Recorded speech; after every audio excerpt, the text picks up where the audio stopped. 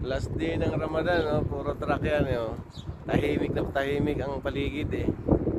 Tsaka naambon, makulimlim ang panahon. Yan, no?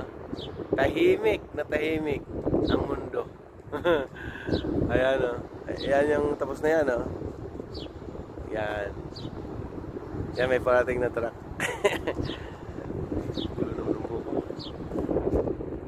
Yan, no? Yan ang aming lugar. Ito ang lugar namin, no? Yan.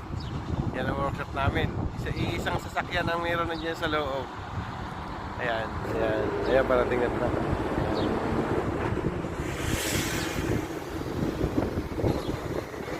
Mahangin sa labas, eh. Kailangan mag ano, eh.